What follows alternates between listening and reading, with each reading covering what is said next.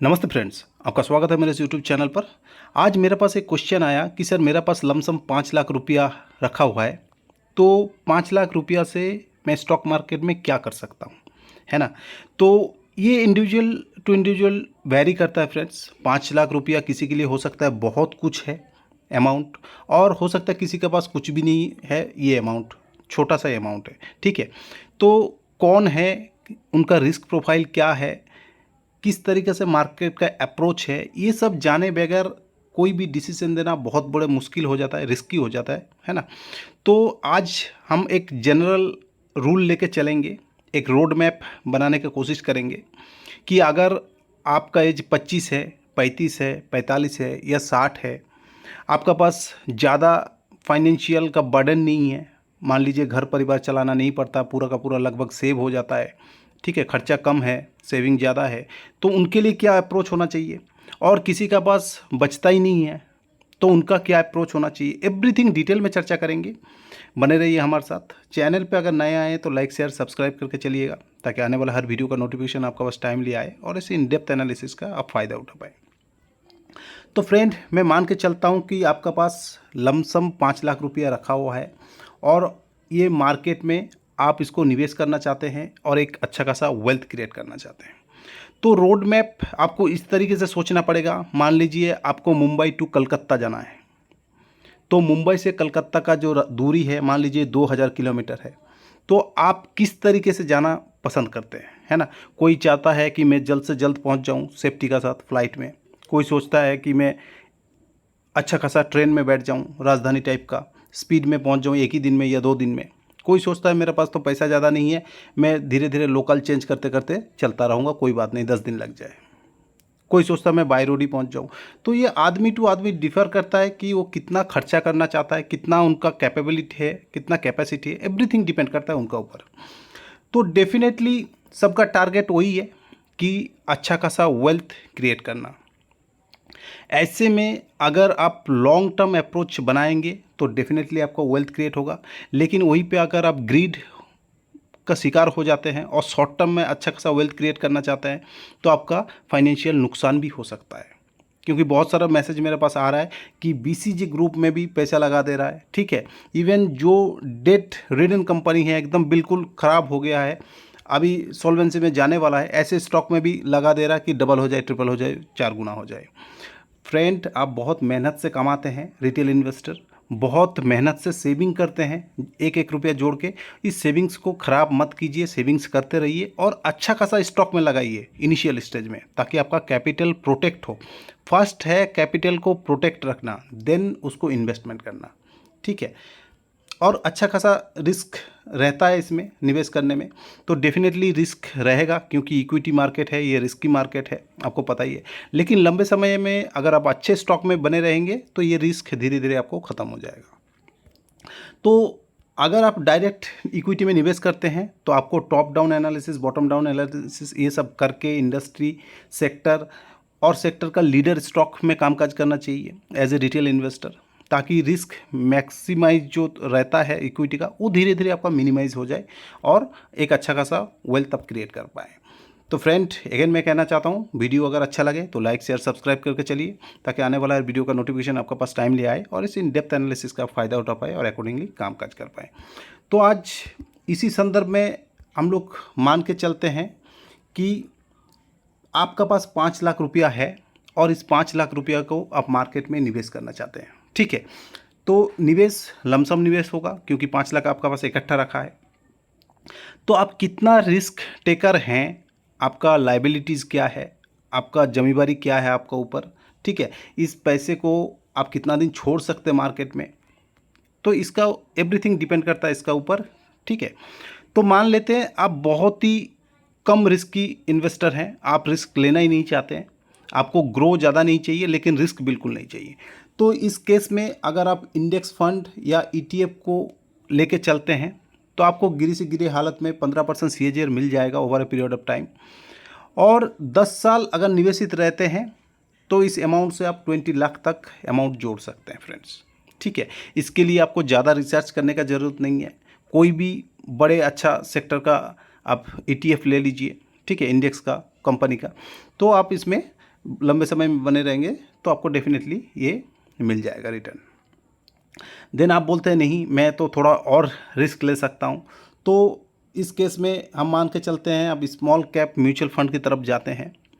ठीक है, तो स्मॉल कैप म्यूचुअल फंड का बहुत सारा एग्जाम्पल है, मैं ऑलरेडी इसका ऊपर बहुत सारे वीडियो भी बना रखा हूँ, चैनल में जाइए आप वीडियो देखिए, आपको समझ में आ जाएगा। SBI म्यूचुअल फंड भी है, क्वांट है, देन आपका निपॉन इंडिया म्यूचुअल फंड है, कोई भी आप म्यूचुअल फंड उठा के ले लीजिए, ये भी आपको बड़ी आराम से 20% CAGR दे देगा over a period of time 10 years, और आपका जो अमाउंट है उसको 31 लाख तक ग्रो कर सकता है। ठीक है, देन अगर आपको समझ है इक्विटी का, आप धीरे धीरे स्टडी किए हैं और इक्विटी का पोर्टफोलियो बनाए हैं थोड़ा बहुत या बनाना चाहते हैं, तो आप बोलते हैं कि नहीं मैं तो रिस्की इन्वेस्टर हूँ, मेरा इक्विटी का समझ है और मैं स्मॉल कैप का पोर्टफोलियो बनाना चाहता हूँ, मेरे पास लार्ज कैप के लिए म्यूचुअल फंड है या स्टॉक ऑलरेडी मैं ले रखा हूँ, लेकिन 5 लाख वेल्थ क्रिएशन के लिए लगाना चाहता हूँ, स्मॉल कैप स्टॉक में लगाना चाहता हूँ। तो इस केस में फ्रेंड गिरी से गिरी हालत में आपको 26% तक CAGR मिल जाएगा और आपका जो 5 लाख है वो 50 लाख तक एक्यूमुलेट हो सकता है। अगर आप अच्छा स्मॉल कैप स्टॉक को चूज़ करेंगे, जो सेक्टर का लीडर है, मार्केट लीडर है, उनके फ्यूचर ग्रोथ इंटैक्ट है, बिजनेस में कोई दिक्कत नहीं है ना, ऐसे केस में आपको 50 लाख तक एक्यूमुलेशन हो जाएगा बड़ी आराम से, कोई दिक्कत वाली बात ही नहीं होगा। देन अगर आप बोलते हैं नहीं सर मैं तो ज़्यादा रिस्की नहीं लेना चाहता हूँ और रिटर्न भी अच्छा खासा कमाना चाहता हूँ, तो इस केस में हम लोग मिड कैप स्टॉक्स को देखेंगे। मिड कैप जो है उसमें स्मॉल कैप जैसा रिस्क नहीं रहता है और लार्ज कैप से रिटर्न भी ज़्यादा देता है, ये पोटेंशियली लार्ज कैप बनने का दम रखता है, आगे जाके ग्रो होते होते धीरे धीरे लार्ज कैप बनता है। तो ऐसे स्टॉक में आपको 20% CAGR बड़ी आराम से मिल सकता है और आपका जो लमसम अमाउंट है वो बढ़ के 31 लाख तक पहुंच सकता है। देन फ्रेंड आप बोलते हैं नहीं मैं तो मार्केट में आया हूँ रिस्क लेने के लिए, रिस्क है तो इश्क है, रिस्क तो लेना ही पड़ेगा, ऐसे इन्वेस्टर हैं आप। ठीक है, तो माइक्रो कैप स्टॉक्स भी एक ऑप्शन है जहाँ फुल ऑफ रिस्क है। यहाँ पे माइक्रो कैप स्टॉक मतलब आप मान लीजिए 50 करोड़, 100 करोड़, 200 करोड़, 500 करोड़, 1000 करोड़, ये सब मार्केट कैप वाला स्टॉक, यहाँ पे फुल ऑफ रिस्क है। ठीक है, कौन सा स्टॉक चलेगा कौन सा स्टॉक नहीं चलेगा ये कोई नहीं बता सकता है। ये SME स्टॉक्स होता है, ये लॉट साइज में मिलता है, किसी का 1000 का लॉट, किसी का 2000 का, किसी का 3000 का, किसी का 500 का। ठीक है, जैसे जैसे ये ग्रो होता है देन लॉट ब्रेक होता रहता है और ऐसे वैसे प्राइस भी बढ़ता रहता है। अगर इस केस में आप अच्छा खासा स्टॉक उठा लिए यहाँ पे, जो कि IT का स्टॉक या FMCG का स्टॉक, ठीक है, या NBFC का स्टॉक हो सकता है, जो over a period of time लंबे समय तक चलना ही चलना है। ठीक है, बिजनेस ठीक है, फंडामेंटल ठीक है, तो यहाँ पे 35% CAGR मिलना कोई बड़ी बात नहीं है, आम बात है।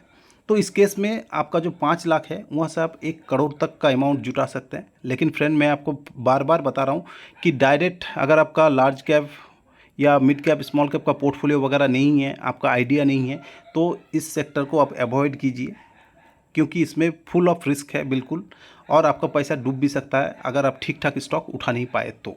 ठीक है, देन अगर आप बताएंगे कि फ्रेंड आपने तो लमसम वाले के लिए बता दिया, हर किसी के पास तो लमसम होता नहीं है, तो हम SIP वाले हैं, हम क्या कर सकते हैं मार्केट से, तो आपके लिए भी ऑप्शन है फ्रेंड्स, दिल छोटा मत कीजिए। अगर आप 10,000 मार्केट में लगा सकते हैं पर मंथ 10 साल के लिए, तो इस केस में आपका जो निवेश हो जाता है वो हो जाता है 12 लाख। ठीक है, टोटल आप निवेश कर रहे हैं 12 लाख, धीरे धीरे अपना जॉब से या बिजनेस से पैसा निकाल के 10,000 आप लगा रहे हैं। तो अगर आप स्मॉल कैप स्टॉक में लगाते हैं और 26% CAGR आपको मिल जाता है, तो यहाँ पे आपको 12 लाख से 57 लाख तक आप इकट्ठा कर सकते हैं। वही अगर आप बोलते हैं नहीं मार्केट को कोई समझ नहीं है, मेरे लिए फंड मैनेजर ही काम करेगा, तो स्मॉल कैप जो म्यूचुअल फंड है वहाँ पे आप डाल देंगे तो 20% CAGR से आपको 38 लाख तक बन सकता है।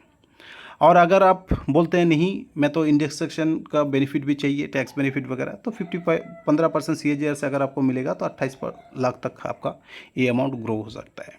तो ये डिपेंड कर रहा है इंडिविजुअल टू इंडिविजुअल कि आप कौन हैं, आपका रिस्क प्रोफाइल क्या है।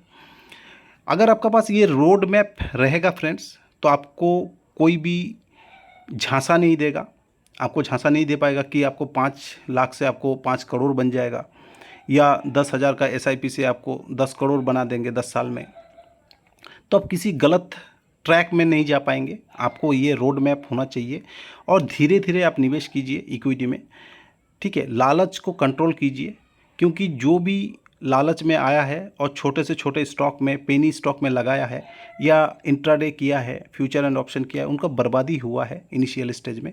तो अपना पैसा को बर्बाद मत कीजिए, दूसरे का गलती से सीखिए और सीख के धीरे धीरे ग्रो कीजिए, ठीक है। इकट्ठा एक ही दिन में 21 दिन में डबल मत कीजिए। 10 साल 3 साल में डबल कर लीजिए, 10 साल में 10 गुना कर लीजिए। ये आराम से हो जाता है इक्विटी में, जो कि पॉसिबल है, हर कोई कर पाता है। तो आई होप, आशा करता हूँ फ्रेंड वीडियो आपको अच्छा लगे। वीडियो अगर अच्छा लगे तो लाइक शेयर सब्सक्राइब करके चलिए, ताकि आने वाला हर वीडियो का नोटिफिकेशन आपके पास टाइम दिया और इन डेप्थ एनालिसिस का फायदा उठा पाए और अकॉर्डिंगली काम काज कर पाए। Thank you friends, have a nice day.